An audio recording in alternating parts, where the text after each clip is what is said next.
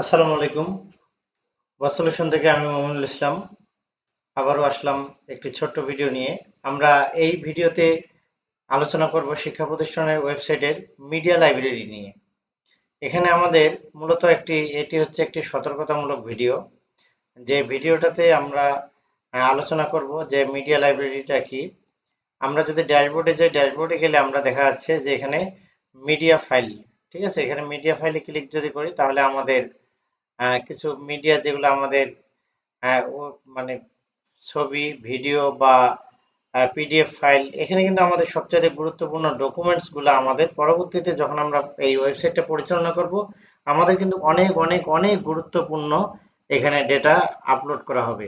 আমাদের যাবতীয় তথ্যগুলা আমাদের কিন্তু কি এখানেই আপলোড করা থাকবে, আর লেখাগুলো থাকবে ডেটাবেজে। তো আমাদের এখানে যেমন এটা একটা পিডিএফ ফাইল, এটাতে একটা মন্ত্রণালয়ের যে শিক্ষা প্রতিষ্ঠানের ওয়েবসাইট তৈরি করার জন্য যে পিডিএফটা দিছে সেই পিডিএফটাই মূলত হচ্ছে এটা। কিন্তু আপনাদের প্রতিষ্ঠানের অনেক গুরুত্বপূর্ণ পিডিএফ কিন্তু কি আপনাদের আপলোড করা থাকবে এই মিডিয়া লাইব্রেরিতে। আপনারা এখানে উইদাউট নোটিফিকেশনে, বিনা কারণে, কোনো পরামর্শ ছাড়া এখানকার কোনো ফাইল আপনারা ডিলিট করবেন না। এটা আপনাদের প্রতি আমাদের অনুরোধ রইল।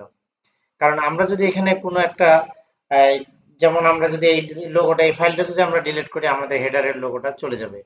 আমাদের ওয়েবসাইটের যে লোগোটা আছে, এই লোগোটা, ব্যানারটা কিন্তু কি থাকবে না।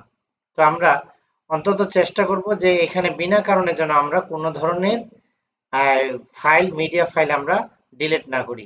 এটার মধ্যে আমরা যদি নতুন মিডিয়া ফাইল যদি আমরা আপলোড করতে চাই, সেক্ষেত্রে আমাদেরকে অ্যাড নিউ এ ক্লিক করলে এখানে ড্র্যাগ অ্যান্ড ড্রপ আমরা ফাইল আপলোড করতে পারবো। আমরা যদি এখান থেকে ফাইল সিলেক্ট করি, সিলেক্ট করলে দেখা যাচ্ছে যে কি আমরা আমাদের এই থাম্বনেল যেগুলা ভিডিও আমরা এখন করতেছি, এক এক করে সবগুলাই যাবে। এগুলো কিন্তু আমরা সবগুলোই কিন্তু কি এখানে আমরা আপলোড দিতে পারবো। ধরি আমরা এই থাম্বনেলটা আমরা আপলোড দিব এখন। এই যে আপলোড কিন্তু আমাদের হয়ে গেল। এখান থেকে আমরা আপলোড দেওয়ার পরে আমরা কিছু তথ্য পাবো এখান থেকে। এই যে এখানে দেখা যাচ্ছে কবে আমাদের ফাইলটা আপলোড হয়েছে, আপলোডটা কে করছে, এই ফাইলটা, ফাইলটার নাম কি, ইমেজ টাইপ কি, ফাইলটার ওয়েট কতটুকু, তারপরে ডিমেনশন কতটুকু, দৈর্ঘ্য প্রস্থ। এখানে আমরা অল্টার টেক্সট আমরা দিতে পারি, ঠিক আছে, আমরা একটা টাইটেল লিখতে পারি, এগুলো হচ্ছে ইমেজ এসইও। এখানে আমরা একটা ক্যাপশন দিতে পারি, এখানে আমরা ডেসক্রিপশন দিতে পারি। তো আমাদের যদি একান্তই কোনো কিছু প্রয়োজন না হয়, আমরা এটাকে ফাঁকা রাখবো। আর এখানে দেখা যাচ্ছে যে এই ফাইলটা যে আমরা আপলোড দিলাম, এটার একটা ইউআরএল, এটার একটা লিঙ্ক, এখানে যদি কপি টু ক্লিপবোর্ড যদি আমরা ক্লিক করি এবং যে কোনো ব্রাউজারে যদি আমরা এটাকে যদি আমরা এন্টার করি, তাহলে কিন্তু কি আমরা এই ফাইলটা এখানে দেখতে পারবো। আমাদের কি ঘটতে পারে যদি আমাদের এই ফাইলটা ডিলিট করি, সেক্ষেত্রে দেখবেন যে এখানে ডিলিট পার্মানেন্টলি যদি আমি ক্লিক করি, তাহলে দেখা যাচ্ছে যে এই ফাইলটা এখন আমি আর ব্রাউজ করতে পারবো না।